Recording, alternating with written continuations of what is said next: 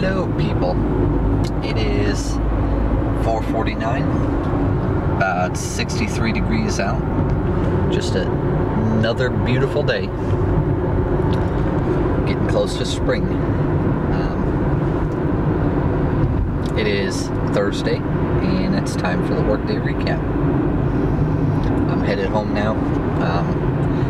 Gaines and the boss had to go to Orlando today for a printer unveiling or seminar, which happens to be one of the types of printers that we work on. We're certified in as a dealer. So, they got to go to a little seminar unveiling. So that's pretty cool. But because Gaines was gone, I had to cover the printer calls today. My first one was at the Sears Auto Center at the Regency Mall. I had to put a fuser in to their Samsung printer. Put the new fuser in, worked just fine. So I think I was maybe 15 minutes of actual work on site, but I called up the company that we were doing this for to verify that the parts are there, like it said in the work order to do.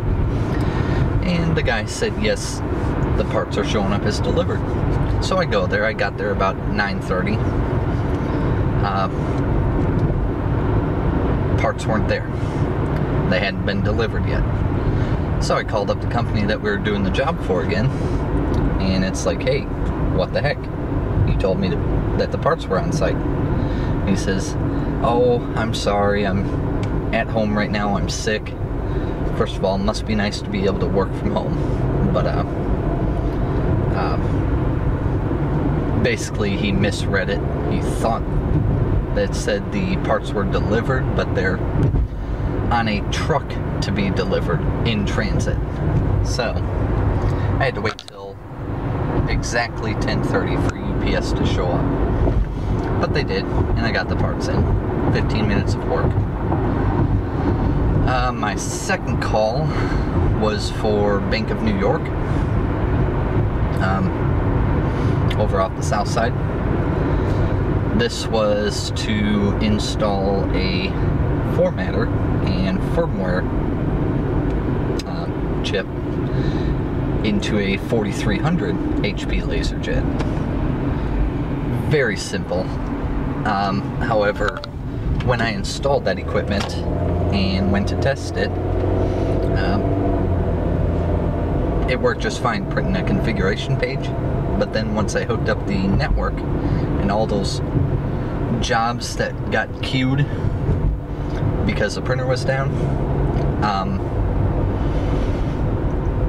they started to print out, and I suspect a corrupt file was sent to the printer to print.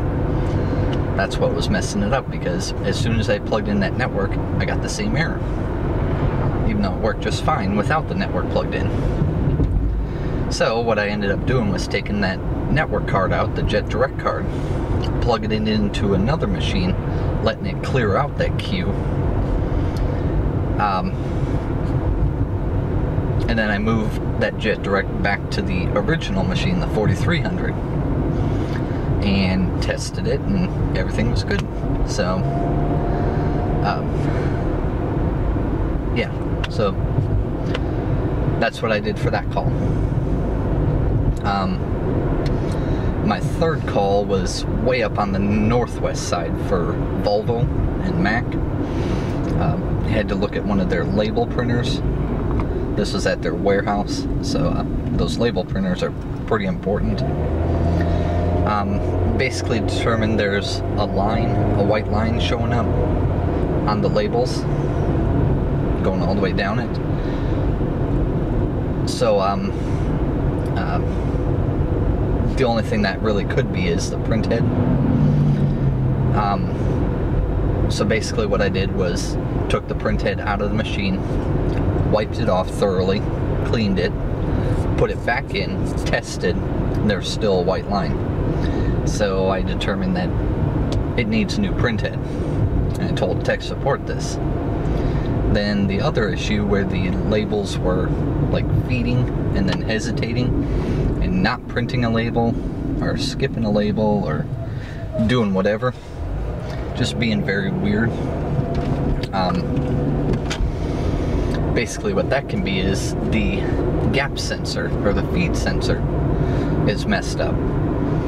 So they wanted me to recalibrate that, and in order to do that you need a multimeter or a voltmeter to change the voltage on it, the calibration on it, on the main board.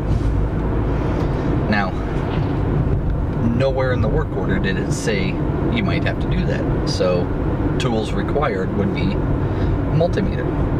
Nowhere in the work order did it say that, so I didn't bring one. Thankfully, we're going back to replace the print head. I told them when we go back to do that, I'll bring a multimeter, voltmeter, or whatever, and we'll get that calibrated. So hopefully that'll fix that issue. That should fix both issues then. Well, I'm almost home now. I can't believe how green things are turning already. I know I keep showing this, but I love it here. Like, if I was still living in Wisconsin,